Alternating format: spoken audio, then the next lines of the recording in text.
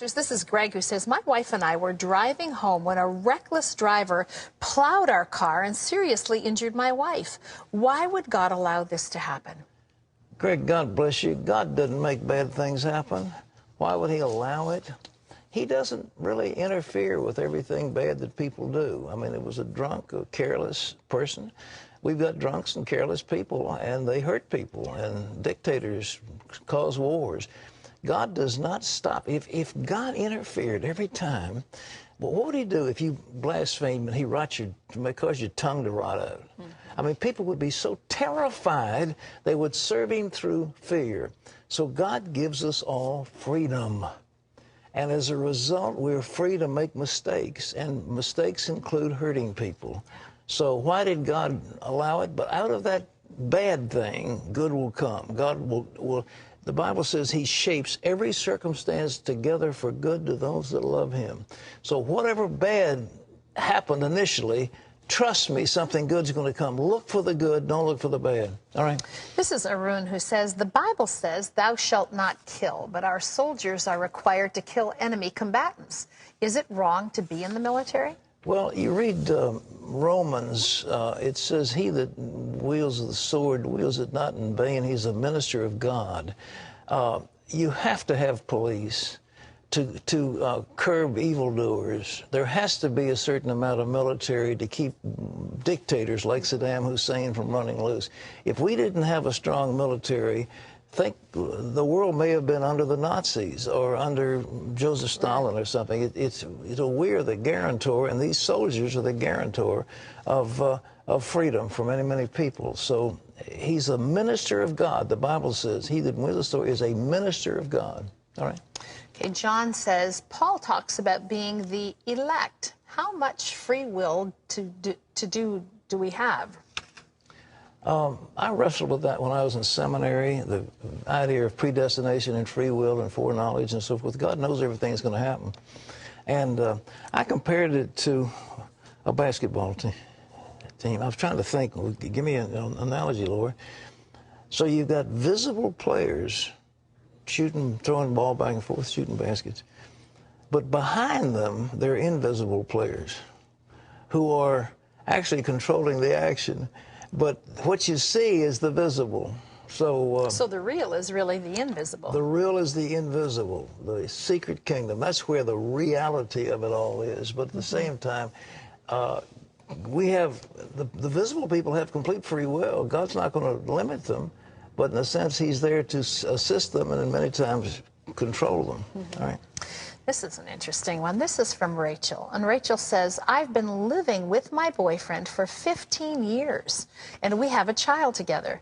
Recently, we both got saved, but he still isn't ready to get married. Should I leave him even though we have a child together? Rachel, I don't know that I would counsel you on a thing like that. I don't think after 15 years. Not a common law wife. It really is. You under the common law, you're married. Make no mistake about it. You just haven't had it blessed by God. I mean, 15 years cohabiting. You probably have joint checking accounts. You've got a child together. Seven and a half to be a common law marriage? Isn't that what the? It depends on the state, probably. I don't know what the standard on that one is, but you certainly have one. Well, it wouldn't hurt to get a preacher to sanctify it, but you're clearly married, so.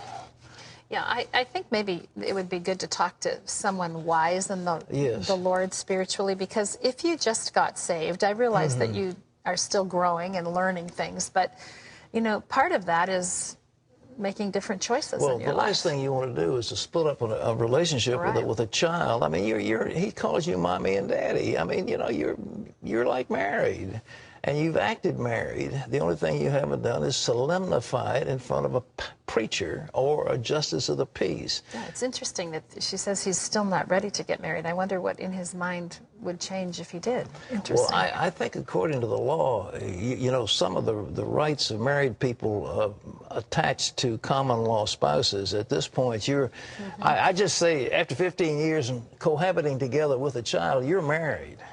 Whether you like it or not. It'd be nice to have a preacher to come in and bless you. All right, what's next? And this is Wen, who says, what is your stance on donating organs and body parts after we die?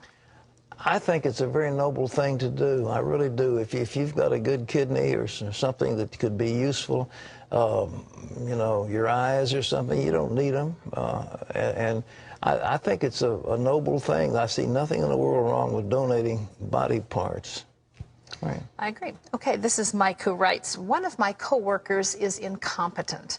I've complained to my supervisor, but he won't do anything because my coworker happens to be a VP's son. What should I do?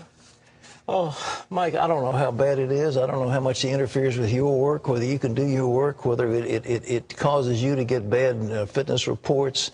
It causes your department to fail. I mean, there are many ramifications that you didn't tell me about. I don't know. But this happens a lot.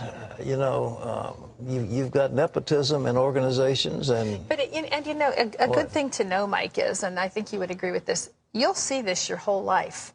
In the workplace. Oh, yes, I mean, this is not a rare scenario. You kind of need to see it as an opportunity for you to take on more, prove yourself, build your reputation with the company. To get a transfer to another department. There are a lot of things you can do, but you just didn't tell me enough to know about that. But what Terry says is right. You'll run into it all the time. There's favoritism. There are things. Tell you what you do. Start praying for favor. Yep. Say, God, I want favor. You say, what does that mean? Well, you ask him for favor. And the favor of God will attach to you, and all of a sudden, you will be marked for promotion. You will be marked for blessing. Good things will happen, and things that are hindering you will be taken out of the way. Pray. Favor. F-A-V-O-R. Favor. And ask God for it, and watch what he does.